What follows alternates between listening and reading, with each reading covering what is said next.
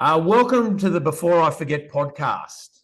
And why it's before I forget, it's before I forget the stories and tips and tricks from what I've learned, but also my athletes or coaches that I've worked with along the way before they forget. Everyone's story is different and they all fade with time. So we don't want to forget them.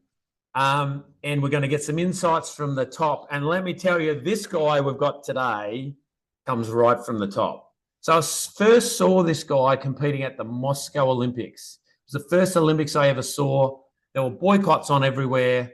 And this is where I fell in love with the Olympics, but also athletics. That gives you a tip. He's a two-time Olympian, three-time Commonwealth Games representative, and won a silver to the greatest ever, Daley Thompson, in the decathlon. He was 10 times the Australian decathlon champion.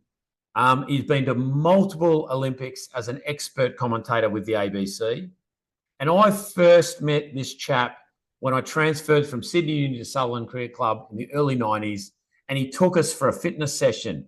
And I learnt more in that session than I had in a lot of time at university and also training people. So it's fantastic to have him. I thought, oh, how good Sutherland compared to Sydney Uni there. They've taken it next level. I then did sand deals with him for the next 30 years up till now. He worked for the Sharks as a sprint coach. He worked for the Penrith Panthers as a sprint coach when they won in 2003. He's worked for Jock Athletic and with us for the last 15 years. I even convinced him to come and run in surf lifesaving. He's joined the mighty Wanda Club with us. Welcome, Peter Hadfield. He's got an Order of Australia, something. I got that wrong, I'm sure. That's pretty impressive. Welcome, Pete. Yeah, thanks, Jocko. Good to be with you. It's the longest introduction. Did I miss anything there? Like, it was a really brief one, and that one was all from memory. No, all good, Jocko. It was all good.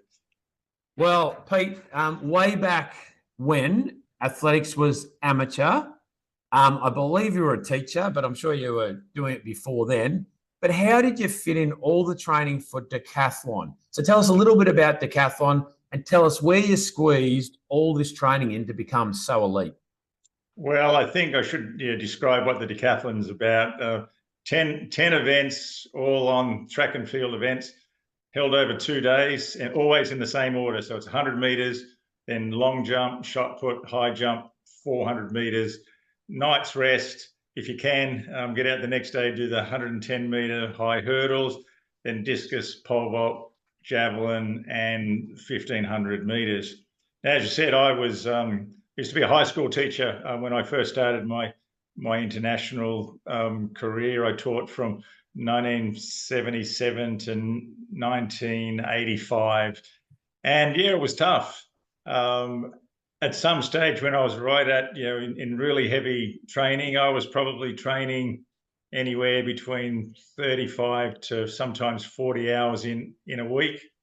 And it was really a matter of slotting in that full-time job, doing some training in the mornings, then teaching. Thankfully, I used to teach at East Hills Boys High, and the headmaster there was pretty good with me and allowed me in the timetabling, worked it out so that I either got a period off before lunch or after lunch.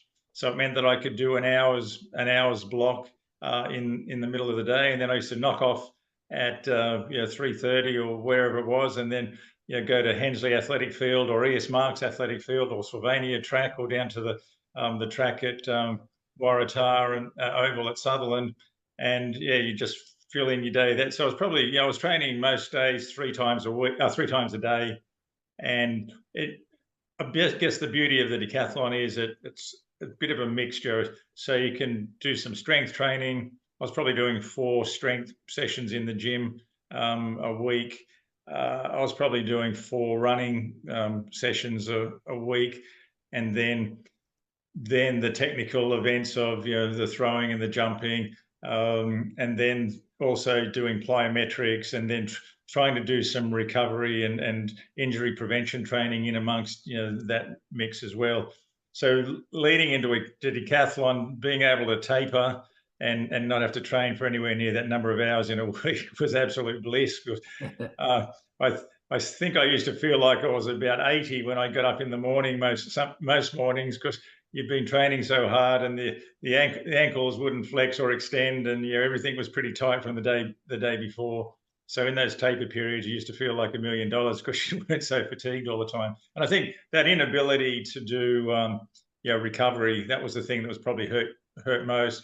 And as you said, it was a really amateur sport back in those days. It actually used to cost me money to compete. There was no such thing as, or the Institute of Sport just came in at the back end of my career. There was no New South Wales Institutes of Sport. There certainly wasn't any sponsorship. And you just had to fund everything yourself. And as a teacher, I used to have to take 1 term or 2 terms a year with leave without pay to go and represent Australia and compete in overseas meets. Yeah, that's an amazing story. So you're pretty much 35 to 40 hours a week training. You're pretty much a professional at the time, much like the cricketers and swimmers of the day, worked full time in your sport, but, had to pay for everything. There's a couple of things I picked up there, Pete. But first of all, we want to introduce Sam Newton, our budding journalist. He's our co-host. Sam, welcome. What's been going on? Not much, Jocko. Not much at all. Always along for the ride, listening to some some wonderful guests, including Peter. So thank you, Peter, for being here today. Pleasure, Sam. I'm just excited to listen. Really, be kind of a fly on the wall for today. Obviously, someone with a wealth of athletic knowledge and knowledge of the sporting world, really, with some good stories to tell. So excited. I'll butt in when I can, but I'll let you have the floor for most of it today. Yeah, and really, we've got a couple of sponsors to announce for the show. The first one being Sam's shirt. Fabulous sporting shirt. It's a golf shirt, apparently. No, that's not one of our sponsors, but I like it, Sam, like the colours, Sutherland blue. So 2 things, Pete. I had trained a couple of athletes that were students of yours, Steve and Mark Waugh, and they tell me that you never took them for PE. All you did was give them a football or a soccer ball. You guys go play soccer. I've got to go and do some javelin training. Is this true? No, I think they might have been stretching it a bit, but they were in year 10 when I first came to East Hills Boys High School, already well and truly well-credentialed sportsmen across a number of sports. They were good tennis players. They were excellent. They were state representative soccer players and already showing great promise at cricket. But I would say that when we did a cricket module, I sat back and let Steve and Mark take the session because they knew 100 times more about cricket than I did. But what I did do with a number of the reasonably talented athletes, or not just athletes, sports people that were coming up at East Hills Boys, I used to do a lunchtime weights program. So I used to do my weights in the middle of the day most of the time, and I set up a gym in the PE storeroom, which had sports gear everywhere, concrete floor. But the only 2 pieces of equipment that we had in the gym was a bench for bench pressing that I also use for incline presses as well. But it was even at that stage in the 1970s, it was probably a 30-year-old gymnastics vaulting horse, the top of that. And I got the metalwork guys to make me a couple of squat racks, which I could also use as racks for a bench press.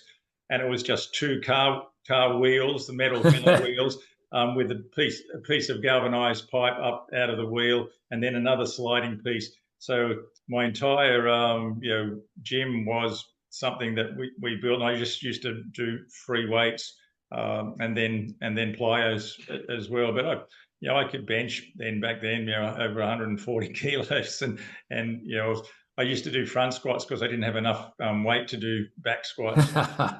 Yeah, there's always a way. So that's really good for people to hear. And even through my era, when I was young, it was very similar. There wasn't a lot of gym equipment, and there's certainly not the beautiful gyms there are around now. But you don't actually need the state-of-the-art stuff to get great benefit.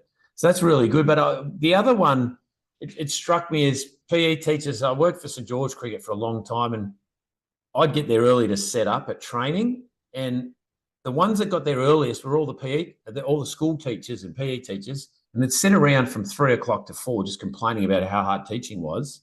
And then all the actual real workers would get in there at 6 o'clock, racing there from town to get to training, and they wouldn't complain. So it just interests me that school teachers seem to have a lot of time off, but they seem to complain about their jobs a lot.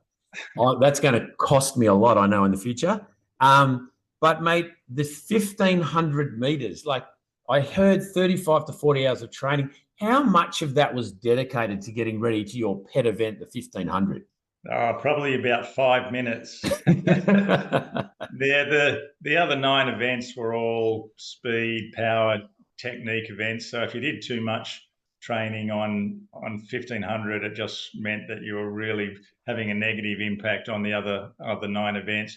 The only time that I used to really do, I'd occasionally go for what I'd call a long run, which was probably about 4Ks, but most of the training that I did was more just getting a feel of speed, and so I'd might run an 800 at race pace, and then have a couple of minutes, and then run a couple of 400s at race pace. But my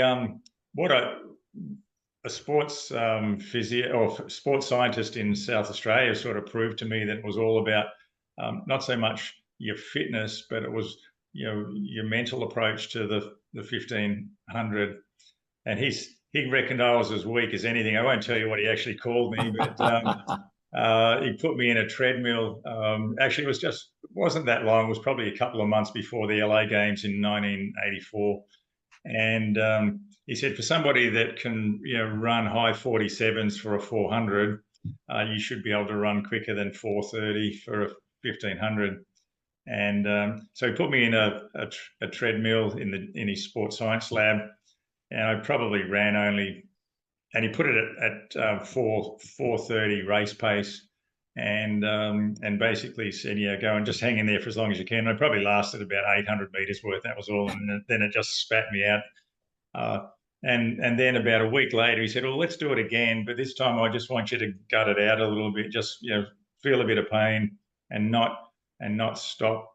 Don't give in to the pain, because it's hurt. It's only really a bit of a physical pain, but mentally you can keep going and keep going.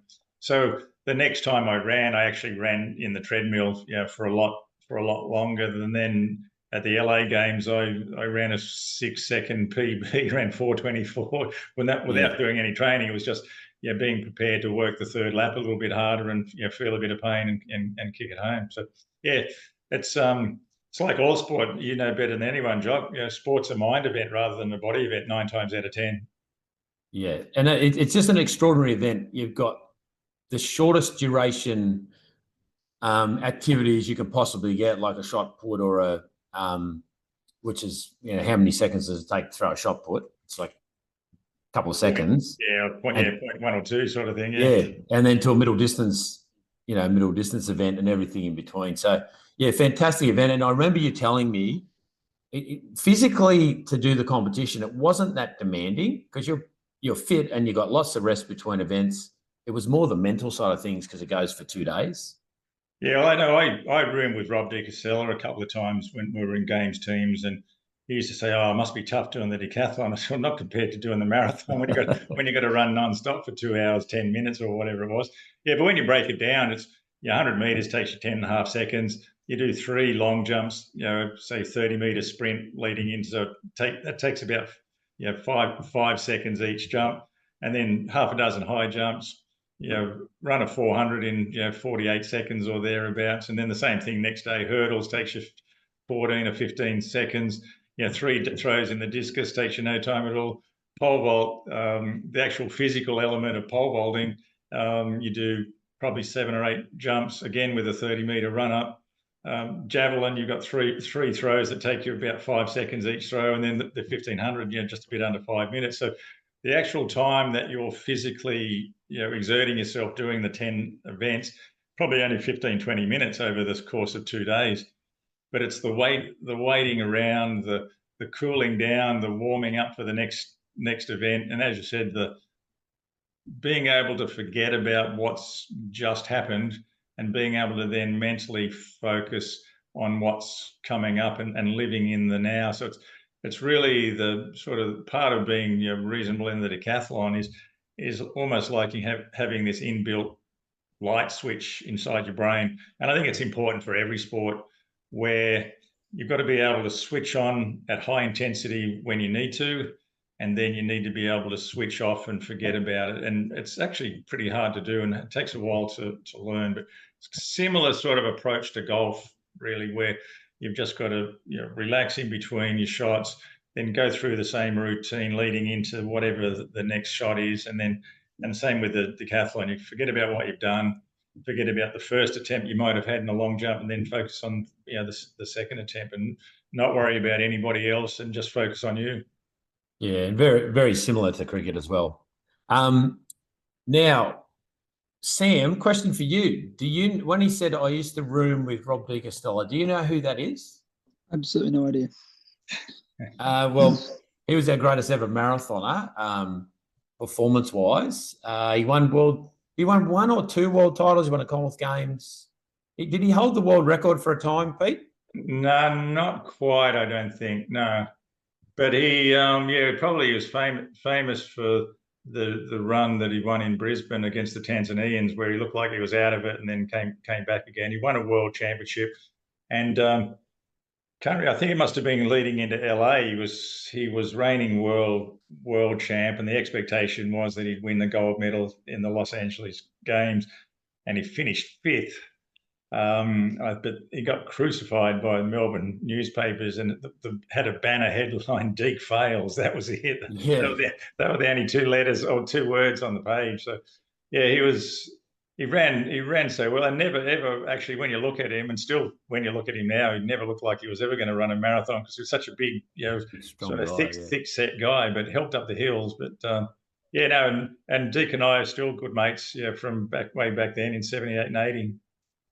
Yeah, so that for those of you out there into running and like Stromolo, that's Deke's home ground. He used to do a lot of training out there in Canberra, and when it got burnt down, he took a proposal to the government, I think in Canberra, and asked for a purpose-built cross-country recreational park and bike tracks and everything, and he got it through. So you can say thanks to him. But yeah, phenomenal athlete, and one of my favourite comments from Deke's.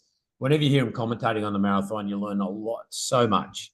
But they said to him after the Commonwealth Games in Brisbane where he won, they said, "Oh, you're really strong on the hills. Like, what's your secret?" He goes, "Oh, I run a lot of hills in training. It's not that difficult." Now, I want to take you back, Pete. Years and years ago, you told me you did a training session with Carl Lewis, the great Carl Lewis. So for those youngsters out there that have no idea who he is, I'll get you to explain who he is. And the training session was, I think it was a flying 100, or it was meant to be 3 flying 100s, but you tell the story. Yeah, well, Carl was Olympic 100 champion, won Olympic 200, but I guess his claim to fame overall is he won 4 consecutive Olympic gold medals in the long jump. And he had an amazing training group that he worked with. And the American US 4x100 team was completely unbeatable, and they had 4 guys that could run under 10 seconds back then.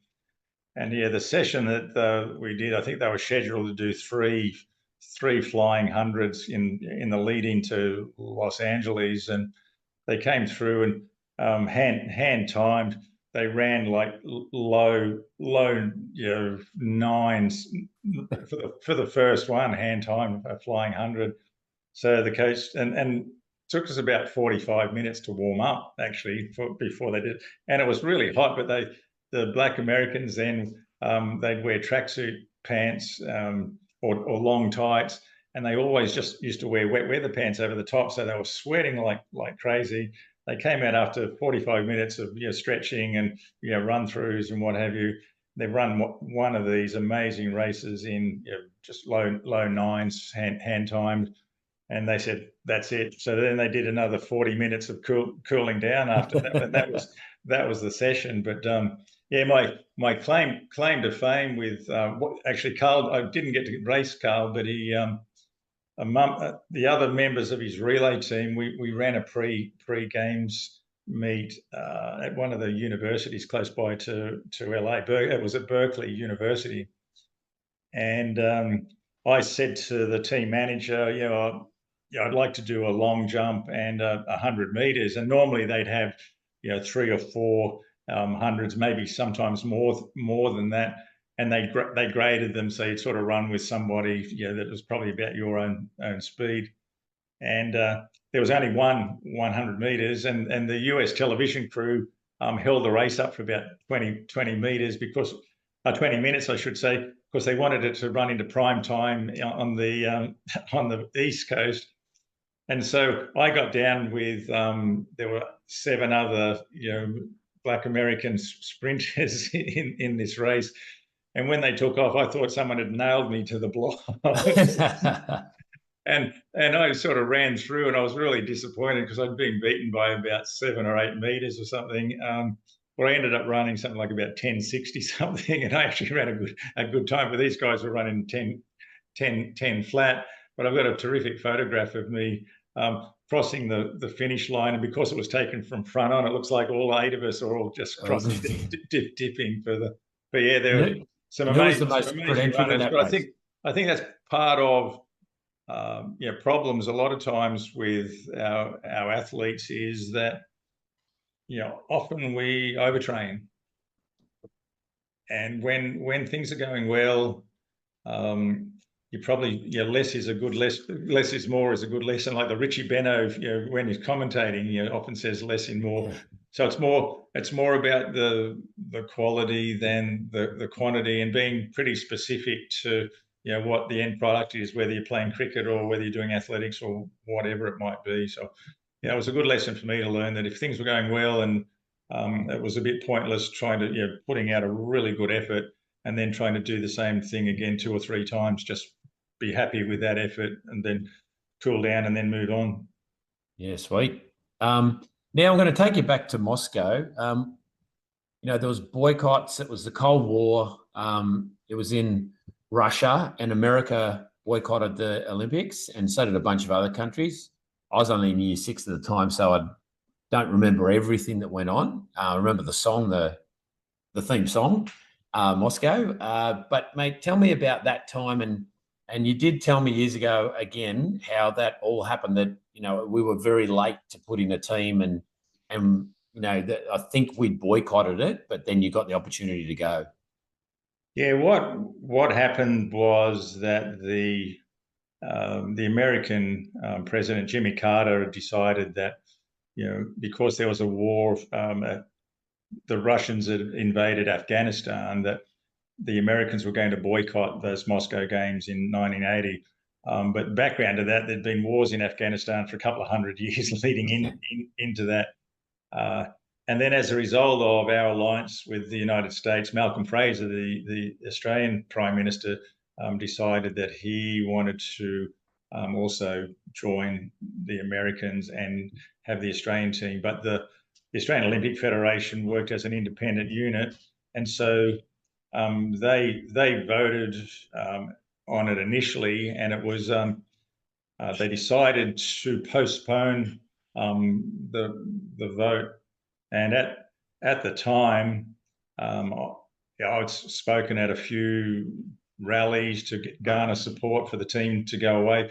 Chris Wardlaw, who was a marathon runner in Deke's vintage, he was working out of Melbourne again, speaking at rallies and trying to garner support. And there were a number of athletes like Raylene Boyle, who decided that she was going to boycott. Tracy Wickham, she was a world record holder swimmer, decided to boycott. And what was happening, there were a lot of supporters of the then government, and a lot of business people were actually offering money for people not to go to the games. And I was in that same situation. I had someone make an approach to me to offer me a year's wages, not to go with the team. And a lot of the athletes, it's been well recorded, received death threats to say that you shouldn't go. My wife Marilyn, we'd only been married a little while, and she was she was vilified by a lot of people who didn't have the guts to come to me to talk to me directly, but saying how bad it was that I was deciding to go with the Olympics. And I guess the background for that was that I won my first national championship in the decathlon in 1976, broke the Australian record that year, and the selectors didn't pick me to go into the Montreal Games. Wow. So there was no way in the world that I was going to not try and do everything I could to get to the Moscow Games. And in the end, the vote by the Australian Olympic Federation was 6-5 to actually attend the Games. But the opening ceremony, they didn't march under an Australian flag. They marched under an Olympic flag. And there was a number of sports that didn't attend, equestrian, hockey. There was a couple of others as well. And a few individual athletes continued not to go. But in the aftermath, was found out or discovered that a lot of people received payments not to go. Yeah, that's amazing that you've got to put up with that as an athlete. You've trained 4 years for this one opportunity and then gets used as a political weapon. So, yeah, I was really pleased you got to go. I mean, that was the first year I ever saw an Olympic Games and even a track meet. Rick Mitchell, I think, got second in the 400, an Aussie guy, and I think Sebastian Coe and Steve Ovett were there, and that's what made me fall in love with distance running. So, yeah, just phenomenal Olympics. And then that led in, you wouldn't believe it, 1980 was Moscow, Russia, and then 84 is US in LA. And so there were boycotts all around for that one as well. So what was the difference there? Carl Lewis won his four gold medals, including the 100 and 200. And how was that against the great Daley Thompson? Yeah, Daley, like every other decathlete at the time, I finished behind him.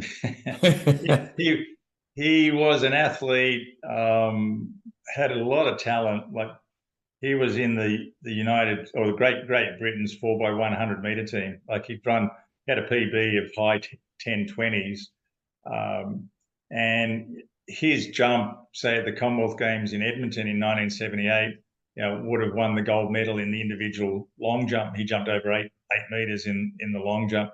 So he had unbelievable speed, unbelievable jumping ability, but he was prepared to work hard.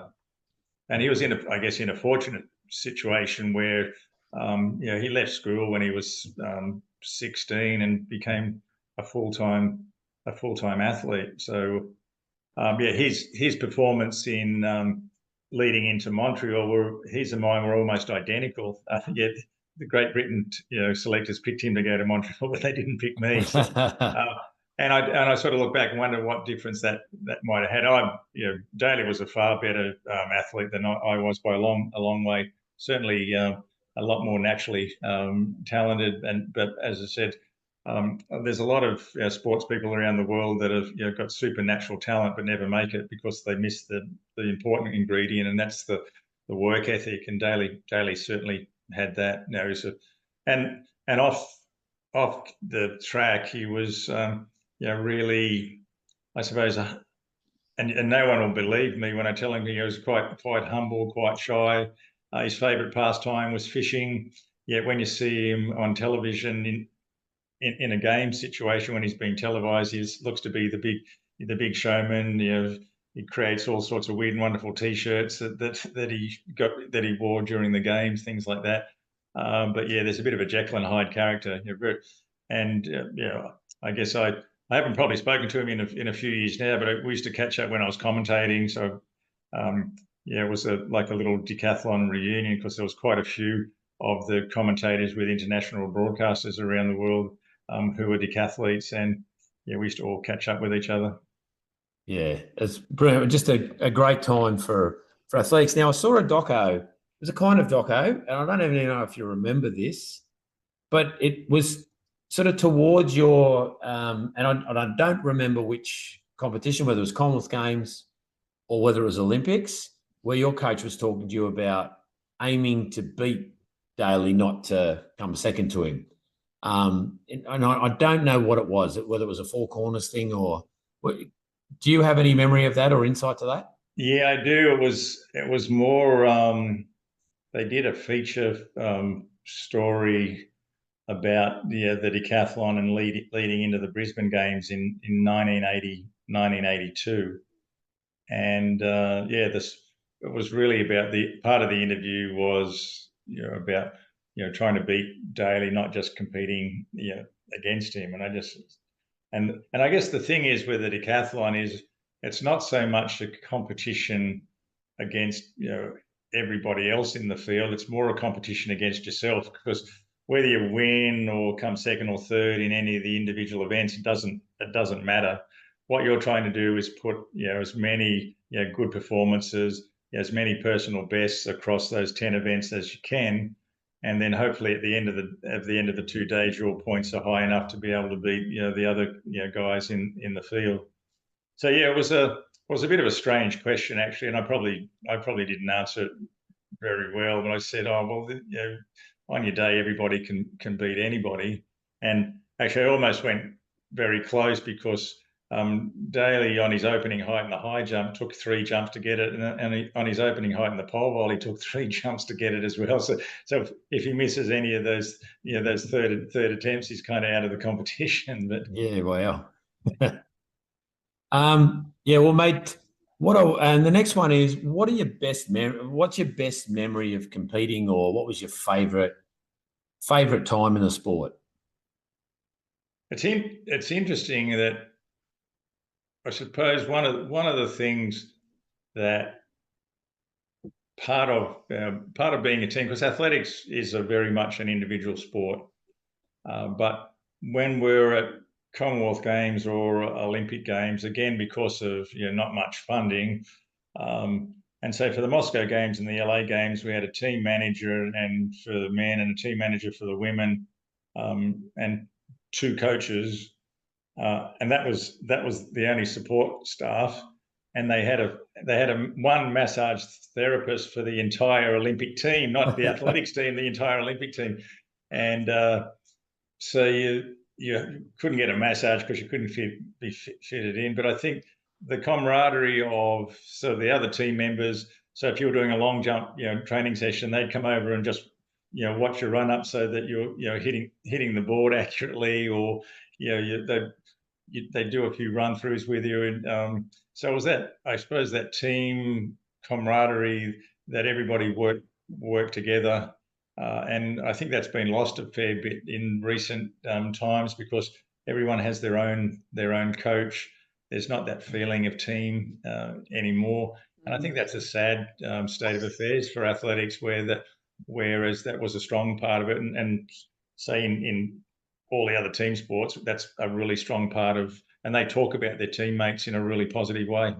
Yeah, just on that, Pete. I was going to bring it up before, but the decathlon is such an interesting event to train for, because we're not training one thing. It's obviously, as I mentioned, it's 10 things you're training, right? And I wanted to talk more on we've spoken a little bit on how your training looks like, but in terms of an individual training with others, you go to a track on a Wednesday with Jock, the sprinters are sprinting, the long distance runners are running long distance.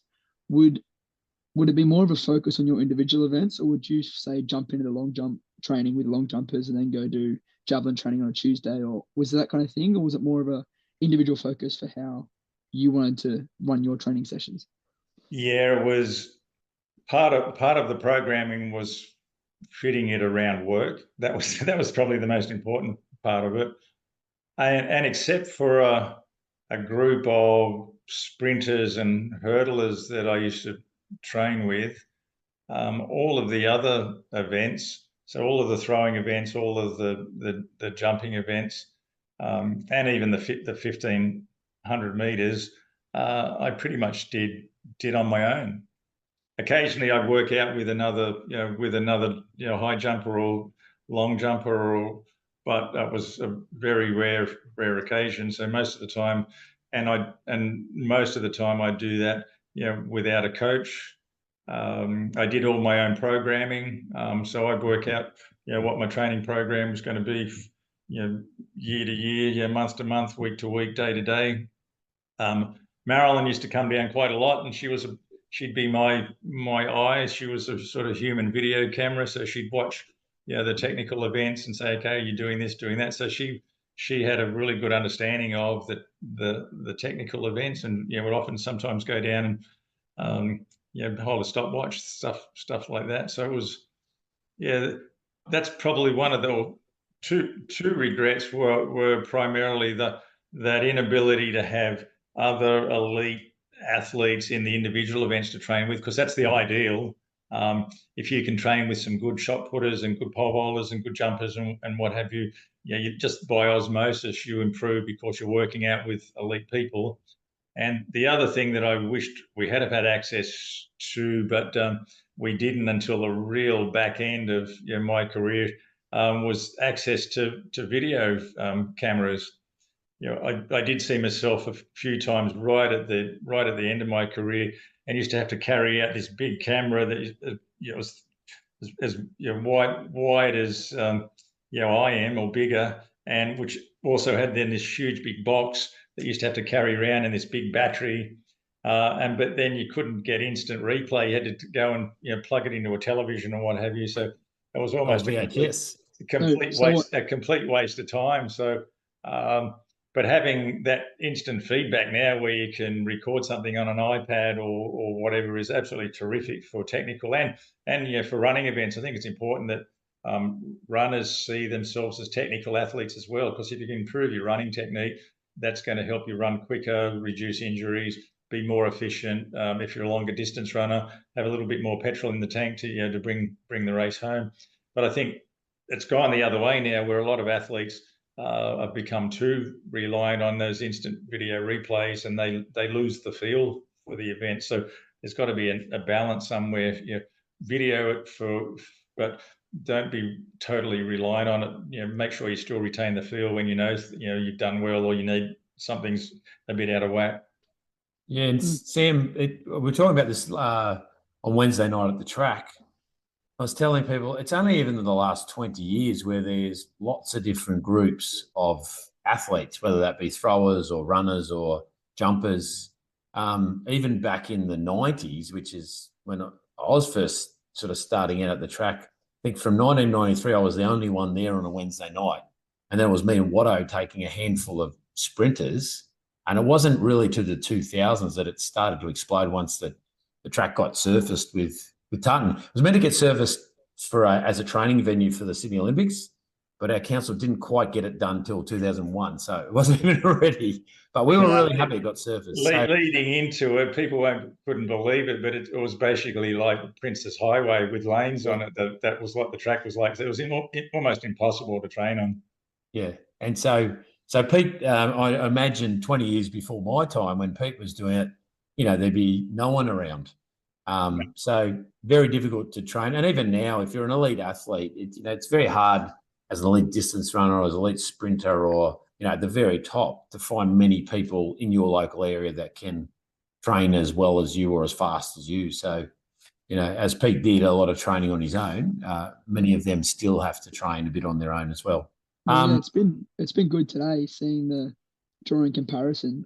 Obviously, we've had you talk a lot of, so to speak, current athletes, 2005, 2010, where we started to see that, sports science and sports medicine and training in groups in the AIS, but being able to have Pete on, whose prime was in the 70s, 80s, 90s, drawing comparison from how far athletics and sport as a whole has come over the last 50 years. As you say, we've gone from having essentially no training groups and no cameras to now having a whole dedicated centre in Canberra for people to go down and train at. So I've really enjoyed drawing comparisons for the last half an hour. What's interesting about that, Sam, though, is that the training that we did without any of the scientific background, the science is just proving that the training that we were doing was the best sort of training to do anyway. So, all of those, I suppose, when you look at lactic acid testing that they do, and right in the middle of particularly the swimmers, and when they hook you up to GPS and look at the distances you've been running and the speeds you've been running at and what have you, it actually starts to confirm that the training that we were doing 40 and 50 years ago was actually pretty damn good. Well, it's really interesting that along those lines, Pete, is this HIIT generation, high intensity interval training. That I think this is a fantastic new thing that they've found out. But Emil Zatopek was the first to do most of his training as interval training, and he was pretty good. You know, what did he get? 3 gold medals in the Olympics in 5,000, 10,000 marathon in the same Olympics. So, you know, they all carry on about these things, and the Nike Frees when they came in, well, they were just racing flats that they used in the 1950s. There was a reason why you don't run much in them. But yeah, that's a great insight, Sam and Pete. Now I'm going to turn to coaching. Coaching at the Sharks initially and Penrith Rugby League team. How did that come about, and how much do you enjoy, you know, from learning all these things when you competed and from international sport and training with Carl Lewis and all those guys? How did you enjoy then imparting that on to, you know, these elite athletes that were turning professional, but, you know, definitely needed help with their running and their speed technique? Well, it was interesting. My first coaching role was even before then. It was I was signed up by Terry Fernley to do some sprint training down at Illawarra initially. And I was listening. I sort of asked him questions. Oh, you know, what did you do last pre-season? What did you do the pre-season before? And they said all these really weird things to me, like, oh, we just focused on weights for this pre-season, and then the season after that, we just focused on long distance road running.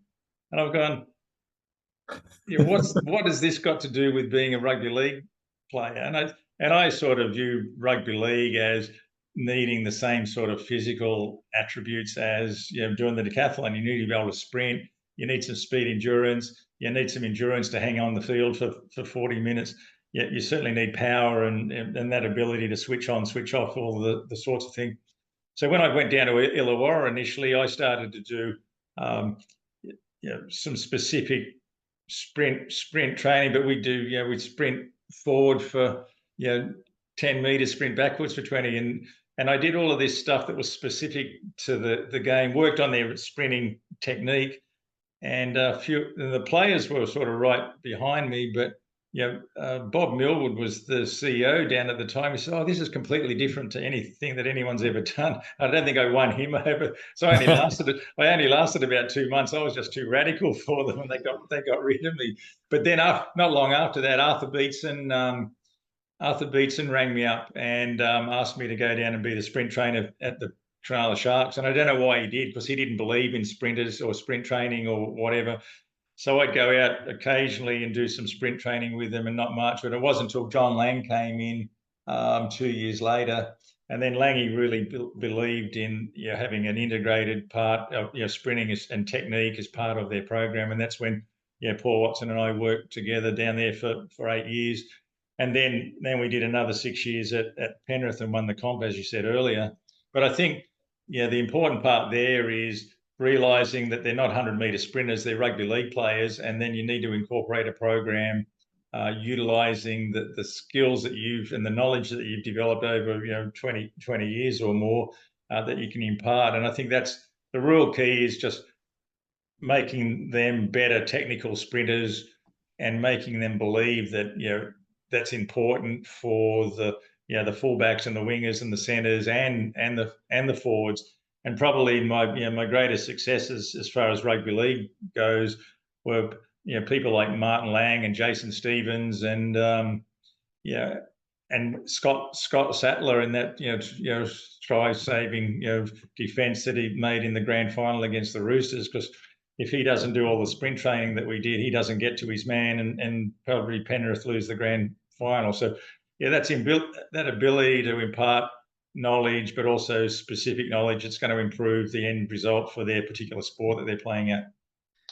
So you talked about the Sharks not being 100-metre sprinters. Was that something that you had to really adapt to as a different type of training, trying to build programs for athletes that weren't so-called in your field? Oh, I don't think so. I think it was really a matter of saying, okay, well, this and analysing the game and what the requirements of the end result was. In a rugby league match, you might not get to run 100 metres in a whole season. And so being able to sprint over 10 or 20 meters is way more important, or being able to be in a really powerful position when you're running 10 or 20 meters in a defense or in attack. So you just adjust the training and adjust the technique. And even when they started to change the rules with substitutes, and over the years when Super League was on, they had unlimited substitutes, and then 6 substitutes, and then 12 substitutes, and then they brought in video replays, which slowed the game down. So there were times when you needed to be really aerobically fit, and then other times when you didn't need to be aerobically fit. So you could change the training program to suit based on the rule changes. So yeah, it's a matter of analysing the game, and one, still getting them to sprint well technically, but just realising that they're not a 100-metre sprinter, they're not a track and field athlete, they're a rugby league player. So the big aim is to make them be better rugby league players, not better sprinters. Went back to what I was talking about was Scotty Sadler's chase. I said that's the thing people don't see, is they go, that's a great effort, but they don't see all the months and months of speed work and pre-season stuff that gave him the ability to be able to run that fast to get there. And like you say, Pete, if he doesn't do all that, it's a different result in that grand final. Yeah, and I think that's the key. Everybody, like I used to do sprint training with Andrew Eddinghausen, but Andrew was a naturally gifted sprinter, and the training that we did with him was more keeping him going. So we used to really undertrain Andrew. So but the approach you'd have with him compared to someone just coming in totally different. So although it's a team training session, you have to do little individual things with all of the different players within that team to look at what's going to be the best benefit to them, and how we can train them to to be the best rugby league player. So I've enjoyed that. And as I said, one of the things that's good fun working with your athletes, Jock, is there's an eclectic group of soccer players and hockey players and surf lifesavers and all, and we've got to look at, okay, what's going to work for them. They don't need to do blocks training, because they're never going to use those on the field, but they might need to be able to do good change of direction or whatever. So it's important that you do a specific session that's going to benefit their particular performance in their particular sport. Too, mate, I love the variety we get at training, and I've changed from these are the sports I love to train. These are the type of athletes I love to train. So whatever the sport, if they're committed, they work hard, and they've got a good attitude and positive attitude, that's who I want to work with as well. We're going to rifle through the next few things, but sandhills. So 30 years we've been doing the sandhills together, or more actually. I think we started. Watto and I started in 91, I reckon. We're taking swimmers there, but that's where I started training with you regularly.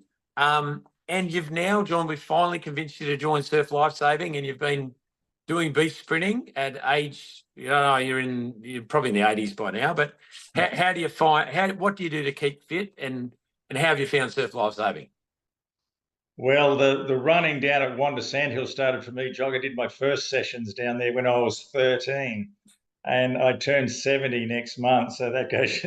and so I guess the beauty of sandhills, particularly now that I'm getting older, is that you can do a really intense session, and then because of the nature of sand, it's a more forgiving surface. I would never ever train on the road or on concrete, or certainly now I wouldn't even train on a synthetic track, because it's just too unforgiving.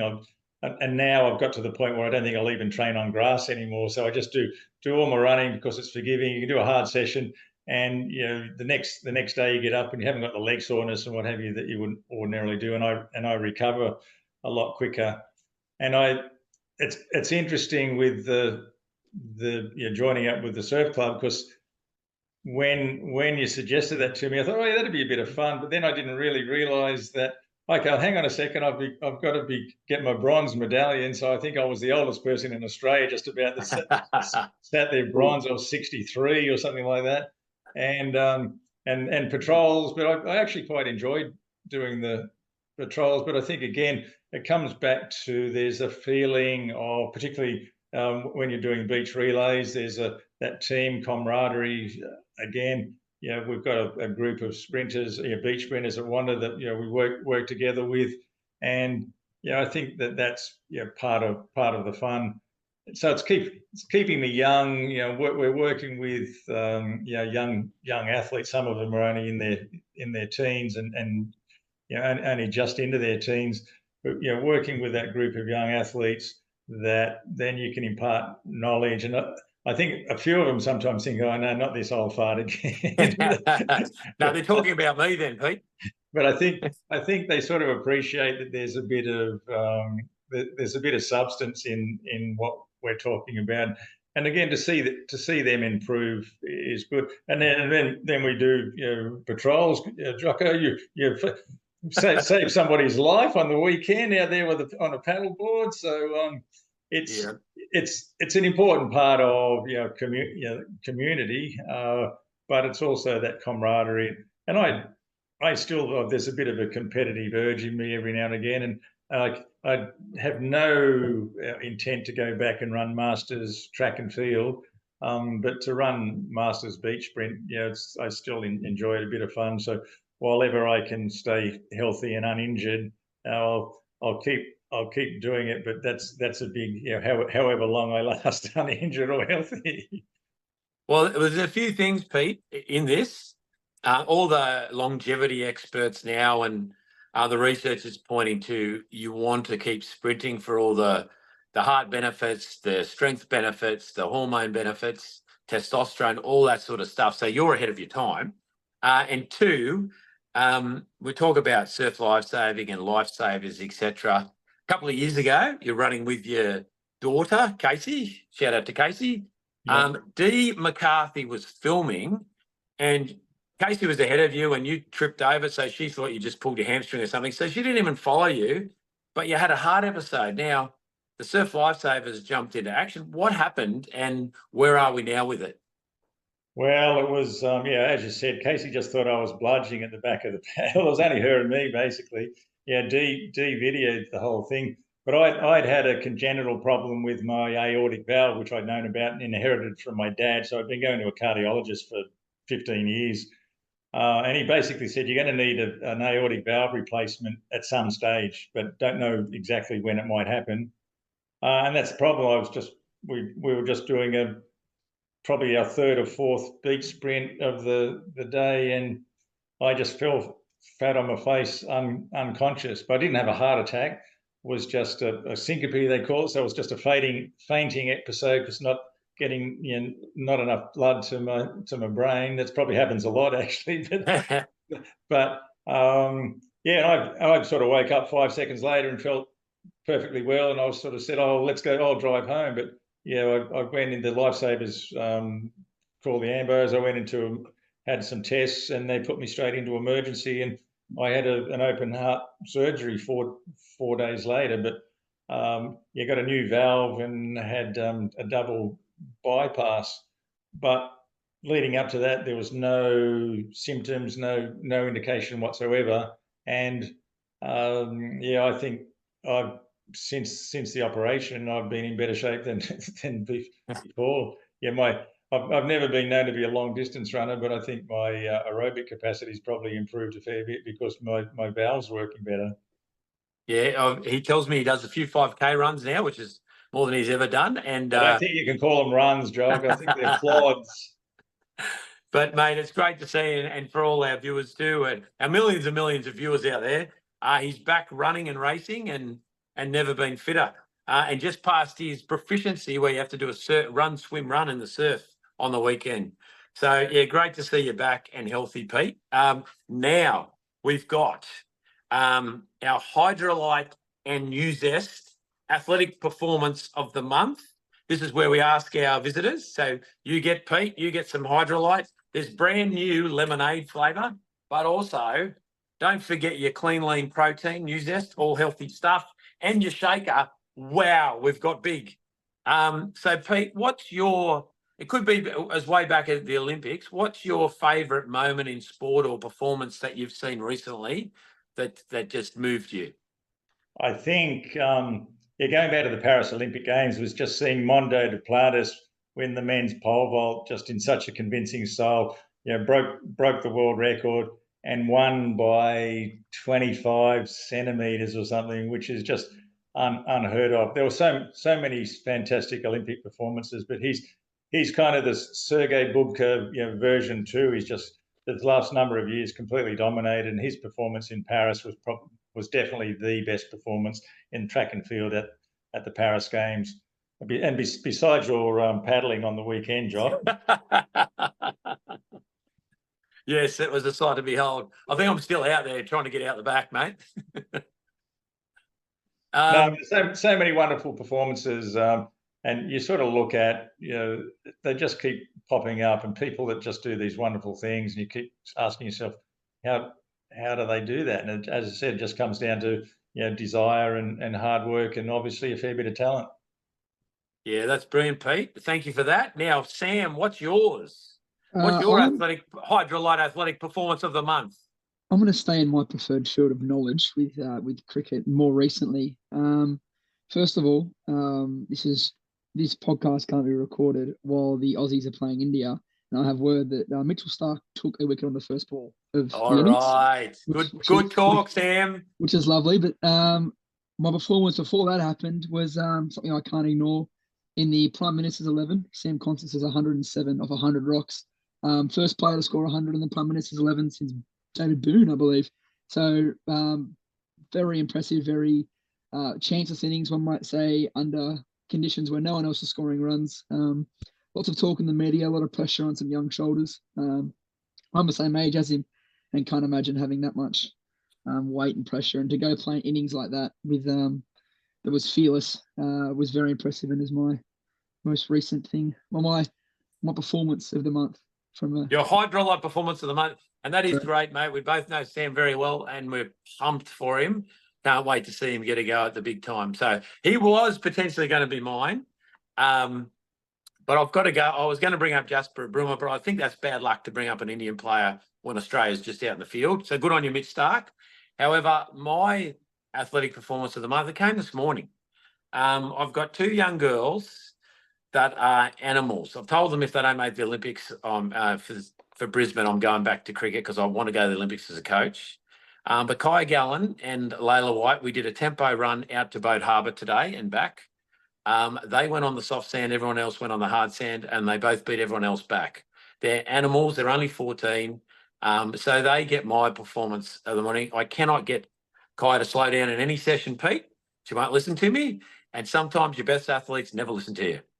Yeah, that's right. Just go with the flow and do your thing. You, as an athlete, you often know better than anybody else. Yep, 100%. And I remember Watto saying that to me once. He goes, sometimes, Jock, your best athletes are never going to listen to you, so you just encourage them. Yeah. And but mate, Pete, it's been awesome to have you on here. It's awesome to see you still competing at this stage. We've sacrificed the first 20 minutes of the test match to have you on, so shows what we think of you. But I love having you at the surf club, racing with us and going to carnivals. We're not going to talk about the relay that we ran in. We'll just leave that. We'll let that one go, Pete. But we've got redemption tours on everywhere. But yeah, thanks very much for your time, Pete. Thank you, Sam. Sam, anything you'd like to add? No, it's all from me. Thank you again, Pete. I appreciate coming on. And again, it's been nice to hear from someone whose prime wasn't the last 20 years and being able to look at the differences in athletics and sport in general. So thank you again for giving your time. No, my pleasure. Thanks, Jocko. Thanks, Sam. Peace out.